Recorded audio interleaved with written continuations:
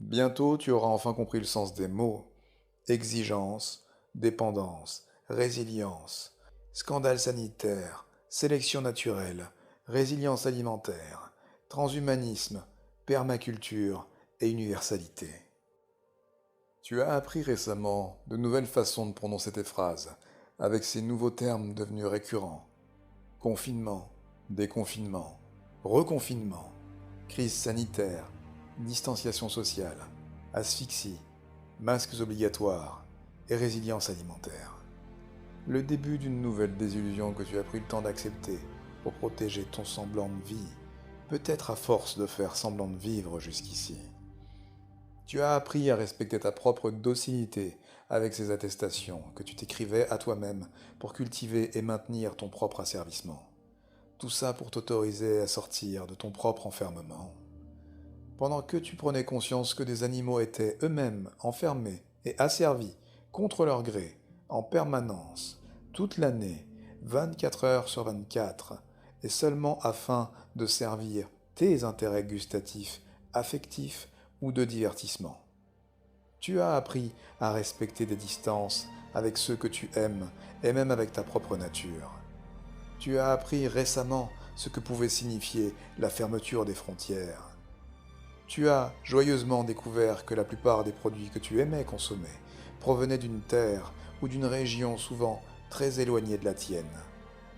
Tu as appris à avoir peur de tes voisins, de tes amis, de ta famille, et de dénoncer les comportements jugés politiquement incorrects. Mais qui est responsable de l'origine de ces jugements? Tu as découvert de nouvelles violences qui s'érigent dans des villes où il faisait bon vivre jusqu'ici. Tu as compris que nos émotions pouvaient être influencées par ce que nous avions l'habitude de manger, de boire, de respirer, et aussi ce par quoi nous avions le goût de nous entourer. Tu as compris que notre intellect pouvait être affecté par ce que nous avons l'habitude de mettre dans nos bouches depuis des décennies sans réagir, bien habité par nos parasites. Tu as appris une fois de plus à porter un masque par-dessus celui que tu portais déjà.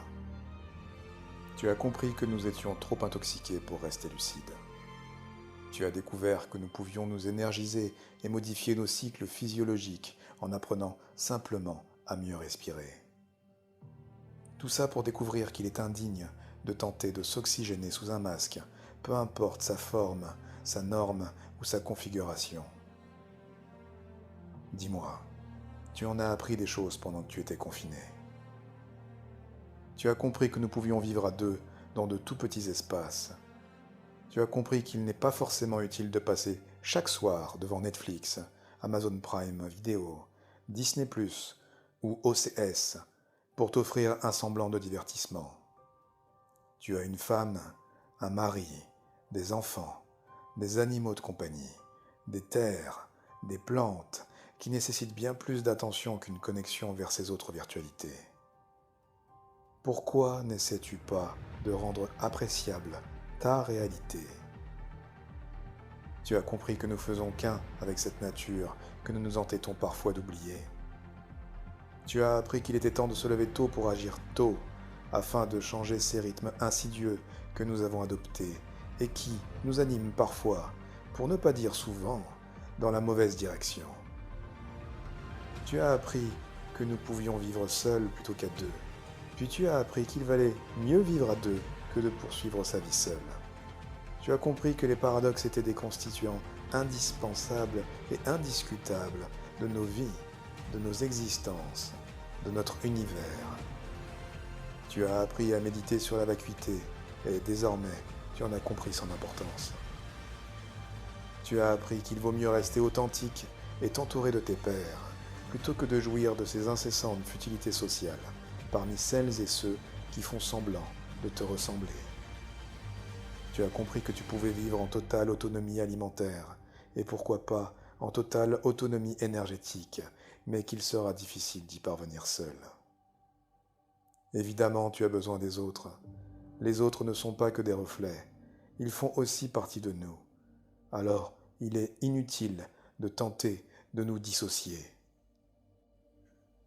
Peu importe ce que tu as compris, ce que tu as appris n'a aucun sens. en dehors du sens que tu souhaites lui donner. Nous le savons, nous avons réussi à parcourir notre intérieur et à oublier certaines de nos peurs, celles mêmes qui nous empêchaient d'être nous-mêmes ici-bas, celles qui nous empêchaient d'agir avec cohésion avec ce que nous sommes, avec ce que nous voulions. Chacun d'entre nous peut agir, peu importe là où il se trouve, et sur sa propre échelle de mesure.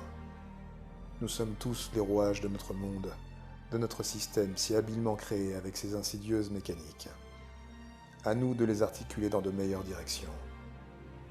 Peu importe où nous nous trouvons, peu importe ce que nous avons fait jusqu'ici, nous pouvons tout changer. Il suffit que nous le décidions. Nous avons parfois admis que tous ces combats que nous menons ne semblent prendre un sens que lorsqu'ils nous divisent. Mais pourquoi ? Nous avons découvert qu'un monde mis à l'arrêt pouvait nous faire grandir ou bien nous donner une autre opportunité de nous diviser. Nous avons appris que les messages les plus influents pouvaient parfois venir de la bouche de nos humoristes, qui savent nous faire prendre conscience avec légèreté ce que nous ne savons pas affronter avec dignité. Nous savons que certains de nos grands décideurs nous mènent en bateau, et visiblement nous aimons naviguer dans ces eaux troubles dessinées pour nous. Bientôt, nous n'aurons plus de coraux sous nos océans. Bientôt, nous n'aurons plus de requins pour les nettoyer. Bientôt, nous manquerons d'abeilles sur nos territoires pour coloniser nos flores les plus précieuses. Bientôt, nous apprendrons que des enfants mineurs s'équipent chaque jour d'armes à feu pour protéger leur famille et leur communauté, ici et ailleurs. Bientôt, nous serons les naufragés d'une espèce en perdition, en tous les cas, en régression. Mais nous le savons déjà, alors ce n'est pas bien grave. Ici, nous n'apprenons rien de plus. Nous avons réalisé que nous avons érigé des commerces non nécessaires autour de besoins non essentiels. Ces mêmes enseignes qui, pourtant, nous donnent le sentiment qu'ils nous sont utiles. Nous avons compris que le maquillage était une source de conformisme inutile pour satisfaire et frustrer, jusqu'à la corruption personnelle de ce que l'on pourrait nommer des attributs physiques. Nous avons appris que nous n'avions pas besoin d'acheter tous ces produits dits de consommation courante, parce qu'en réalité, il n'est pas courant de devoir les consommer. Nous avons réalisé qu'il était inutile de posséder autant de vêtements, de chaussures, d'enceintes nomades ou autres objets connectés, alors même que nous ne pouvions tout simplement pas nous toucher ni nous approcher les uns les autres, pour simplement nous faire un câlin et nous embrasser. Et même si nous avions appris à apprécier notre solitude, nous ne pourrons pas perdurer dans l'individualisme aigu dans lequel nous avons tous baigné jusqu'ici. Pour beaucoup d'entre nous, nos pyjamas suffisaient. Nous portions évidemment les mêmes vêtements chaque semaine sans nous inquiéter d'un éventuel renouvellement de notre éphémère apparence. Suivre la mode était inutile. Nourrir ces industries était inutile. Oui, nous avons fait du bien à la planète. Oui, nous avons fait du bien à certains de nos écosystèmes. Mais était-ce suffisant? Et à quoi ça a servi? Qu'avons-nous compris de ces constats? Dis-moi, toi, que vas-tu changer demain? Il est désormais temps de s'éveiller et de devenir libre d'être en conscience. La cupidité de l'homme est responsable de bien des guerres. Ta vie actuelle demeure la tienne et c'est la seule que tu possèdes. Alors, fais-en ce que tu veux, mais fais-le. Fais de ta vie ce que tu veux qu'elle soit, avant qu'un autre décide de ce qu'il en fera. Bientôt, notre monde aura changé.